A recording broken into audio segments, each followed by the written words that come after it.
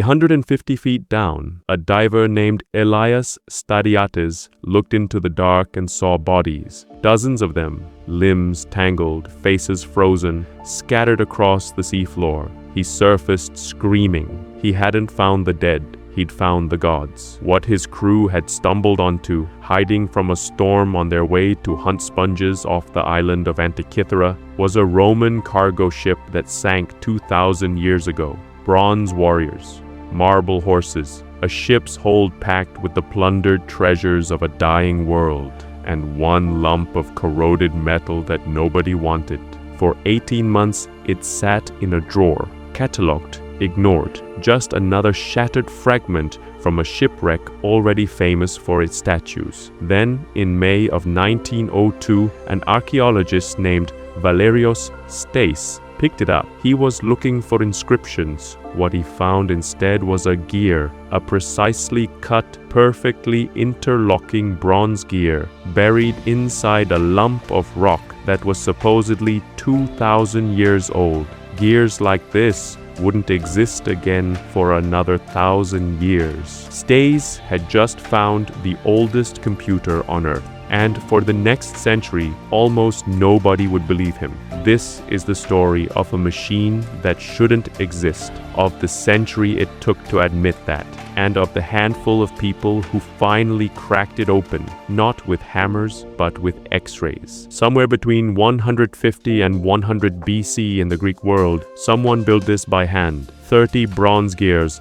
some no bigger than a coin, cut with teeth so fine that a modern machinist would respect them. We don't know his name. The clues point to Rhodes, an island crawling with astronomers, a hub of Hellenistic science. An inscription on the device even references an athletic festival held there. Historians have floated the biggest names of the age. Hipparchus, who mapped the stars with uncanny precision. Archimedes, though he was almost certainly long dead by the time this was built. Posidonius, who ran a school on Rhodes that drew the era's sharpest minds. None of it is proven. All of it is possible. What we do know is this: whoever built it didn't just want to track the sky. They wanted to hold it in their hand. For 100 years, researchers picked at this thing with magnifying glasses and guesswork. Then, in 2005, a joint British-Greek team brought something bigger. An X-ray system built for industrial inspection, 8 tons of it shipped to Greece because the fragments were too fragile to travel. What it revealed, slice by slice, was staggering. Gears within gears, inscriptions, thousands of characters that hadn't been read in 2,000 years, hiding just beneath the corrosion. In 2006, the team published their findings in the journal Nature. The device wasn't a curiosity anymore, it was a calculator. Turn the hand crank on the side, and the whole machine comes alive. A pointer sweeps across a dial and tracks the sun through the zodiac.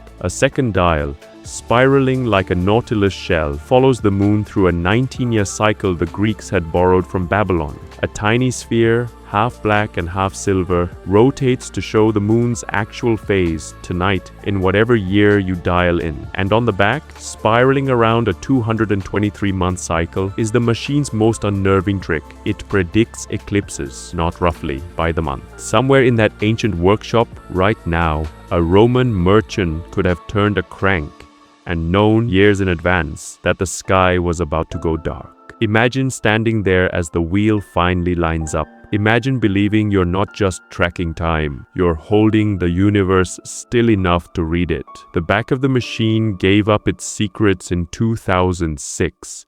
The front held out 15 years longer. Hidden in the inscriptions were numbers, cycles for Venus, for Saturn, for every planet the Greeks could see, that no gear train seemed able to produce without physically colliding with itself. It looked for a while like the ancient engineers had written a check their bronze couldn't cash. Then, in 2021, a team at University College London solved it. A compact, interlocking gear system, elegant, almost stackable, that could turn all 5 known planets, the Sun and the Moon, around a single dial, exactly as the inscriptions described. It had taken 2,000 years and one very patient decade, but the front of the machine finally made sense. This wasn't a calendar. It was a working model of the entire known universe. But here's the part the myth leaves out. This machine may not have worked as well as we like to believe. In 2025, researchers ran the gearing through computer simulation and found that the triangular tooth shape used throughout the device could cause the gears to catch, slip, and jam.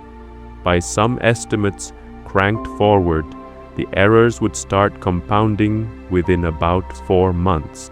The researchers themselves weren't ready to call it broken. The craftsmanship is too good for that, and whoever built the real device probably built it more carefully than any simulation can prove. But it's a useful correction to the legend. This wasn't a flawless miracle. It was a first draft of an idea nobody had ever tried before, and first drafts jam. 2,000 years ago, someone built a machine to answer a question every human being has asked while looking up at night. What happens next? They didn't have satellites. They didn't have computers in any sense we'd recognize. What they had was bronze, patience, and an unreasonable amount of confidence that the universe follows rules you can count. They were right. We still don't know his name. We may never know it. But somewhere in Rhodes, in the 2nd century before Christ, one person looked at chaos, at a sky that seemed to move by whim, and decided it was actually a machine. Then they built one to prove it. The bronze is still turning. We just finally learned how to read it.